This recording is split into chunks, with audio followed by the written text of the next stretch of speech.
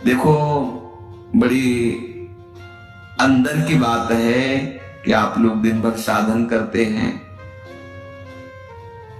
लेकिन जब आप शयन करते हैं तो असावधान हो जाते हैं। बस वहां आपको समझना है, शयन का समय आप अंतिम समय समझो। उस समय इधर उधर देखो मत, इधर उधर चिंतन मत करो। बहुत सूक्ष्म बात है। आपकी रात पवित्र जाएगी, आपकी रात भजन में जाएगी और आपकी रात प्रकाश में होगी, अंधकार में नहीं होगी। और ये गुरु कृपा से प्रारंभ में ही बात डाल दी गई थी कि सोने के समय जरूर बैठना है, शयन करने के पहले हमें बैठना है। कुछ बातें डिलीट करनी है, कुछ बातें पुनः स्थापित करनी है। बैठकर हमें अपनी दिनचर्या पर दृष्टि डालनी है। आज गलती क्या हुई, ये प्रारंभ में गुरुदेव भगवान संन्यास मार्ग में जिन्होंने हमें नैष्ठिक ब्रह्मचर्य का उपदेश किया था, उन्होंने ये बात डाल दी थी कि आपकी दिनचर्या कैसी हुई आपको रोज जांचना है। उनमें तो जो गलती हुई वो अपने दिमाग में बैठाना है। जो बातें आपके साधन के विरुद्ध है उनको नष्ट करना है। उनका नष्ट करना मतलब उनको स्वीकार ना करना होता है। जो गलती हुई आगे से ना हो, क्यों हुई ऐसा समझो। और ये सब करने के बाद एकदम शांत हो जाओ और भगवदाकार, जैसे कोई मरने पे नहीं होता, सारी वृत्तियां समेट लेता है और बस शयन हमारा ठीक होना चाहिए। अपने लोगों से कुछ गलतियां हो रही हैं। देखो, कोई भी सत्संग में बात होती है तो कहीं ना कहीं से तरंग आ रही है, वो हमें जरूरत है उस बात की, तो उसको संभालना चाहिए। अगर आप एकाग्रता पूर्वक सत्संग सुनेंगे तो आपको कभी प्रश्न नहीं करना पड़ेगा। आज अगर प्रश्न उठ रहा हो तो सुनते रहना, 1-2 दिन में उत्तर आ जाएगा आपके पास। वो तरंग आएगी, वो आपसे वही प्रसंग हटके आ जाएगा, एकदम प्रसंग से हटकर वो बात आ जाएगी। ये तरंग आकर के बुलवा देगी, क्योंकि सर्वांतर्यामी गुरुदेव आपके भी हृदय में ईश्वर भी है, तो वही बुलवा देंगे। कुछ साधक क्या करते हैं, प्रमाद स्थिति करते हैं कि जैसे दिन भर सेवा परिचर्या या जो भी गृहस्थ हो या विरक्त हो, अब रात्रि के समय वो समझते हैं कि अब सोने जाना, थोड़ी देर मनोरंजन कर लेते हैं। तो मोबाइल है, टीवी है या मानसिक है, वो इधर उधर मन को, और फिर शयन करते हैं। उनकी रात पूरी अंधकार में काल रात्रि हो जाती है, साधन को नष्ट करने वाली बन जाती है और अशांति। सुबह वो निरुत्साहित उठते हैं, सुबह वो खोए हुए उठते हैं, सुबह वो अपने को अधूरा पाते हैं, उत्साहहीन। अब वो केवल बनावटी रह जाता है, आंतरिक खोखले हो जाते हैं। इसलिए आप रात्रि को संभालिए, रात्रि को संभालिए। शयन के समय आप बहुत सावधान रहिए, तो सुबह आपका संभल जाएगा। सुबह संभल गया तो पूरा दिन संभला रहेगा, रात्रि संभल गई तो पूरा जीवन संभला रहेगा। बहुत ही एकांतिक वार्ता है। आप शयन के समय कभी मोबाइल मत चलाइए, क्योंकि मोबाइल एक ऐसी वस्तु है जो पूरे विश्व ब्रह्मांड को अपने में समाये हुए है। वो गूगल क्या कहते हैं, जो भी सर्च करो सब उपस्थित कर देता है। बलिहारी ऐसी सिद्धि तो महात्माओं में भी कभी कभी नहीं होती थी, जैसी सिद्धि मोबाइल में है। नहीं, सर्च करो, हर विषय लो। महात्मा भी है तो एक सब विषय का थोड़ी वो सिद्ध होता है, वो तो भगवत विषय का सिद्ध होता है। और जो मोबाइल है वो हर विषय का सिद्ध है। आप किधर भी सर्च, बोले राधा कृपा तो राधा कृपा कटाक्ष शुरू कर देगा, और वहां से सत्संग तो राधा केल कुंज से सत्संग शुरू कर देगा। और कुछ भी तो और कुछ भी शुरू कर, जो चाहो। हाँ, हरि कृपा कछ दुर्लभ नहीं तो मोबाइल कृपा कछ दुर्लभ नहीं, जो चाहो सब। अब साधक तो वैसे ही, जो साधक का मन है वैसे ही, मतलब तूफान समझो। अब उसको एकांत मिला, शयन, दरवाजा बंद, बोले अब तो भजन करते हुए डूबना है, वो डूब गए। मोबाइल बहुत बड़ा सहयोगी भी है।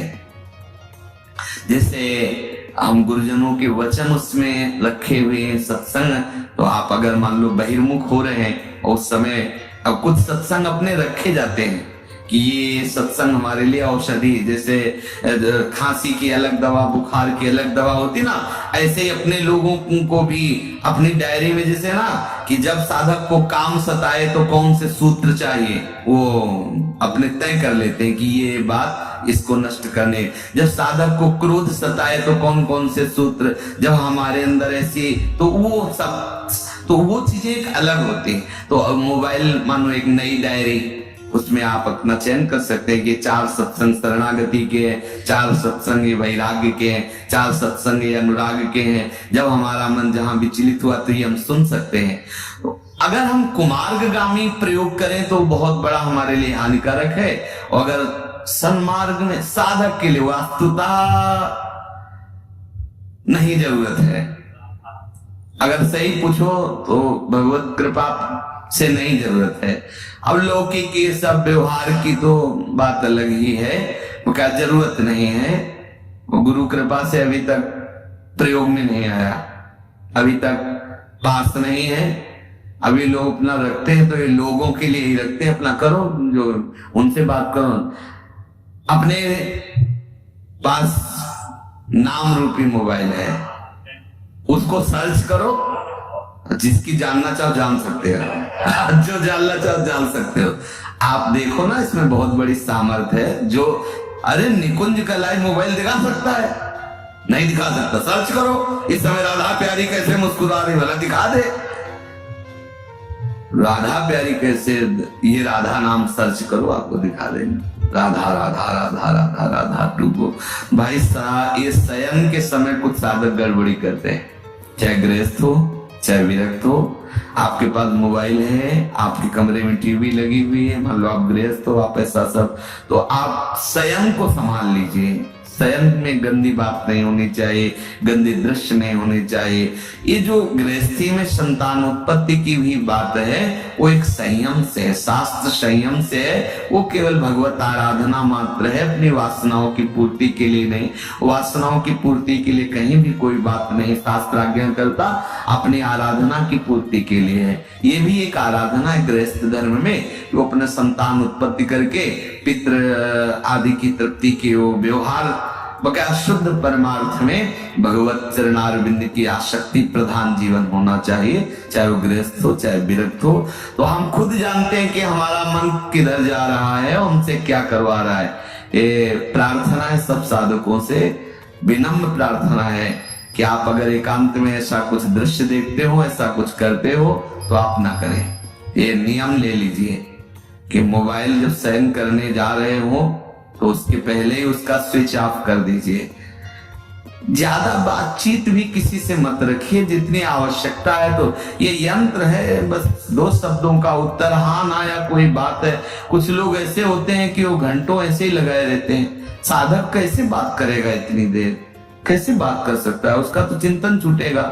हाँ ना में उत्तर दे लो, चलो कोई अगर व्यवहार के लिए आपके पास यंत्र है, लेकिन किसी किसी को देखते थे चिपके ही रहते हैं इसमें मोबाइल में।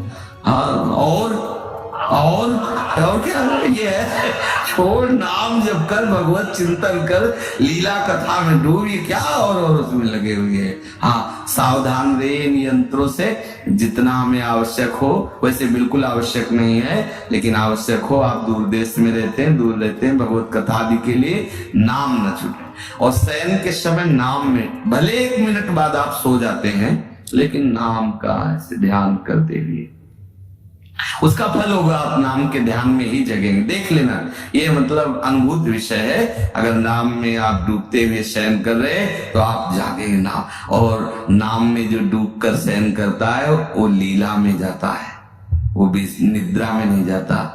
पक्का समझना। कभी कभी ऐसा होता है कि भगवान जगना नहीं हो तो अच्छा है, ये आंखें ही न खुले, जहां है वहीं लगे रहे तो बहुत अच्छा है। बड़े सुंदर सुंदर भगवान की कृपा का अनुभव होता है। शयन में भी जागृत स्वप्न सुसुप्ति, इस स्फुरत में राधा पदाब्ज छटा, चूको मत, बहुत बढ़िया अवसर है। अगर आप इन बातों को ध्यान देकर सुनेंगे तो ये हृदय की बातें हम कहते हैं। मतलब देखो, एक होता है कि हम इस श्लोक बोले और इस श्लोक का अर्थ होता है भैया चले हमारा 2 घंटे का समय।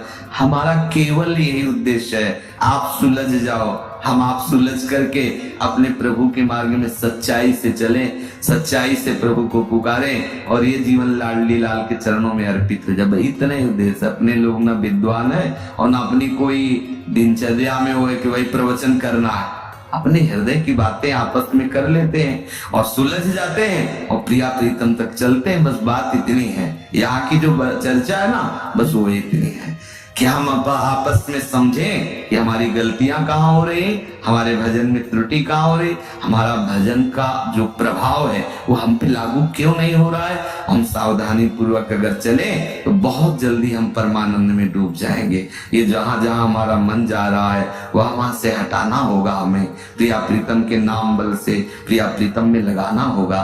तो एक दिन ऐसा आएगा कि लग जाएगा, और जब लग जाएगा तो हटेगा नहीं। श्री राधा वल्लभ लाल।